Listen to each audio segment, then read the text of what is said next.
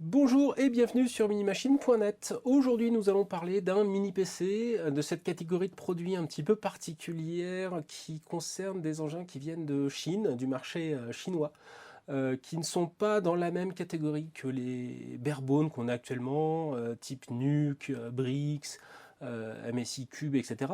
Donc ou Zotac, Shuttle, il y en a plein. Ce sont des machines qui sont peu évolutives quand elles le sont, avec généralement un processeur Atom intégré sur une carte mère, avec de la mémoire soudée, etc. Donc c'est des engins un petit peu particuliers. Et donc il s'agit du Voyo V3. Le Voyo V3, comme son nom l'indique, c'est la troisième machine d'une série proposée par le fabricant chinois Voyo.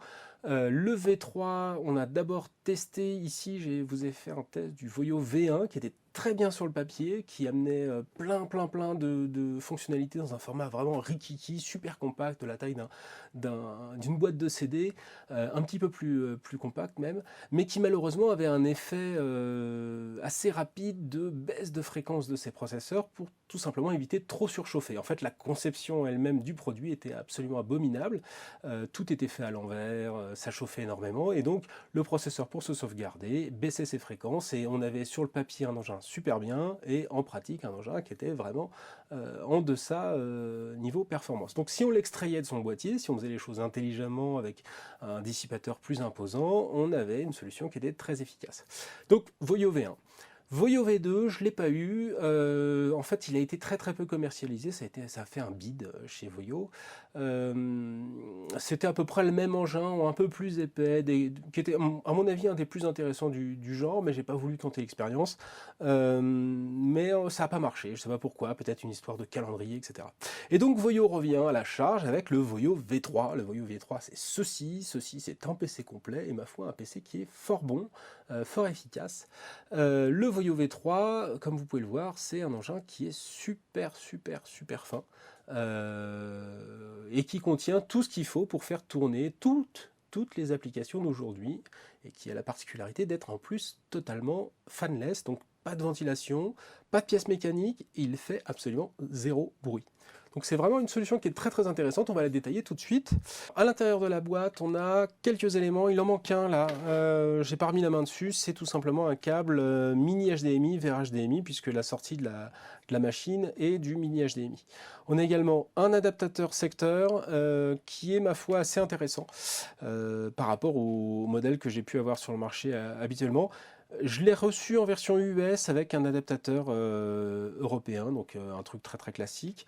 Pourquoi en version US alors que d'habitude maintenant on reçoit directement les adaptateurs en version européenne? Tout simplement parce que ici c'est un adaptateur USB type C. Alors je ne sais pas si vous le voyez bien, on va changer de vue, pof, voilà. USB type C, ça ne sert à rien sur cette machine, hein, soyons très clairs, vous voyez le connecteur USB type C ici.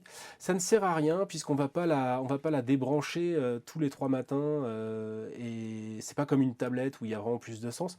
Par contre, ça a un intérêt anecdotique assez amusant, c'est qu'il y en a très peu sur le marché encore des USB type C, des adaptateurs, et donc Voyo a été pêché un adaptateur qui est plus cher et probablement de meilleure facture que les adaptateurs habituels en USB, en micro USB.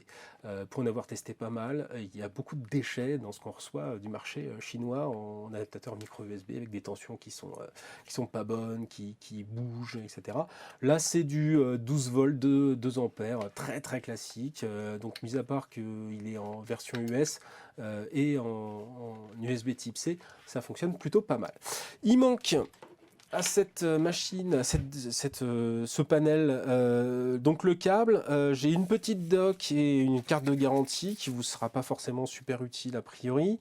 La petite dock est intéressante parce qu'elle est, pour une fois, bon, déjà elle est assez complète, elle explique un petit peu comment installer la machine, même s'il n'y a vraiment rien de sorcier là-dessus. Elle explique notamment l'usage d'un câble, d'un adaptateur pour avoir de l'Ethernet. C'est un détail. Par contre, ce qui est vraiment intéressant, c'est qu'elle est en anglais d'un côté, en chinois de l'autre. Et évidemment, c'est bien d'avoir une dock en anglais pour ce type d'usage. Ce type d'engin, ça permet de s'y retrouver, de ne pas être perdu directement dans dans un langage que vous ne connaissez pas du tout. Voilà, c'est tout ce qu'il y a dans le package. Jolie petite boîte. Bon. Et l'engin en lui-même, l'engin, ça c'est un PC, hein, ça paraît assez incroyable, mais ça c'est un PC complet. Comme vous pouvez voir, c'est un engin qui est hyper compact, hyper fin, et donc totalement dénué de toute ventilation. Cet engin ne fait pas un bruit en fonction. Il n'y a aucune pièce mécanique, il n'y a pas de coil nose, enfin il n'y a pas d'effet de sifflement électrique comme peut y avoir sur certaines machines. C'est vraiment très agréable à utiliser parce qu'on l'allume, c'est comme une tablette, on l'allume et on a un usage complet de la machine sans avoir le moindre boucan, et pourtant vous allez voir, elle est assez réactive, elle est assez complète. Alors, hop, on va détailler tout de suite un petit peu comment elle est faite. Notamment, je vais revenir un petit peu sur le Voyo V1. Le Voyo V1, c'était du plastique au-dessus, du plastique en dessous, du plastique sur les côtés, une aération en dessous et pas de dissipation du tout. Ça marchait pas, alors Voyo a remis un petit peu ses ingénieurs au travail. On a désormais de l'aluminium en dessous et sur les côtés, donc il y a une caisse en aluminium qui est percée pour la connectique, mais c'est une caisse entière en aluminium, par-dessus laquelle est posé du verre trempé, d'après Voyo, du verre trempé qui ressemble plus à un plastique un petit peu dur et un petit peu épais.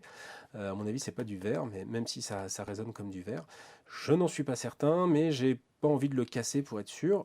A priori, c'est suffisamment souple pour être un petit peu tordu, ce qui colle pas vraiment avec l'idée que je me fais du verre. Je me trompe peut-être.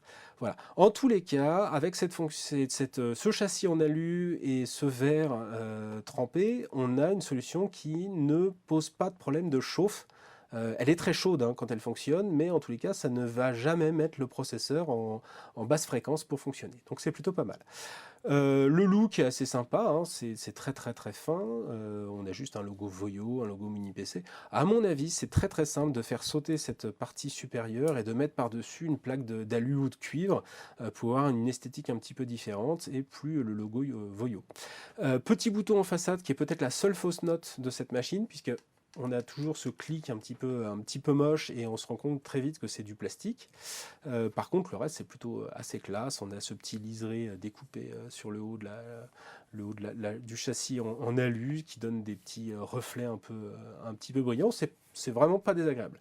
Sur le dessous, 4 petits plots en plastique qui protègent 4 petites vis qui permettent d'ouvrir la machine, puisque sinon on ne voit absolument rien, aucune ouverture. Alors, on va regarder rapidement la connectique. Donc, sur ce premier côté, on a un port USB 2, donc ça c'est très classique, plein format, c'est celui qu'on aura en façade qui va permettre de brancher une manette ou autre, donc ça c'est vraiment très classique. Sur le côté droit, donc à l'arrière, on a donc ici le port USB type C qui sert à alimenter la machine, c'est pas un port de données, hein, il n'y a aucune donnée qui transite par ce port, c'est juste pour l'alimenter. La sortie mini HDMI, un lecteur de cartes qui reconnaît des cartes de 64 Go au format micro SD. Ça monte pas plus que 64 Go, je ne sais pas pourquoi. Je ne sais pas comment ils arrivent à faire ça, mais ça correspond à aucune norme. Enfin voilà, ils y arrivent. Deux sorties USB 3.0, je ne sais pas si vous voyez bien leur magnifique couleur bleue. Voilà. Donc deux sorties USB 3.0 qui vont servir à brancher d'autres périphériques, plus gourmands, etc., disque dur externe, etc. Et un port jack casque format 3,5 mm classique pour brancher un casque, une paire d'enceintes, etc. Côté gauche, rien du tout. Donc voilà, c'est très sobre. Vous posez ça sur votre bureau. Encore une fois, c'est un petit peu difficile de vous montrer l'échelle comme ça, mais pour vous rendre compte, voilà, par rapport à une carte SD HC classique. Donc vous voyez que c'est vraiment super compact. Et c'est un engin, encore une fois, qui n'a aucune dissipation et donc qui permet d'être utilisé, enfin, une utilisation de Windows de manière totalement d'une discrétion absolue. Alors c'est un peu dommage qu'il n'y ait pas de fixation VESA, on aurait aimé pouvoir le coller derrière un écran, mais posé sur un coin de bureau, mis à part le risque de le laisser s'étouffer sous des documents, il n'y a pas vraiment de problème avec lui. Voilà. Fin de cette présentation, je fais une seconde vidéo où on va le détailler un petit peu, on va l'ouvrir, on va regarder ce qu'il a à l'intérieur, parce que vous allez voir, c'est super intéressant aussi à ce niveau-là. Voilà, à bientôt.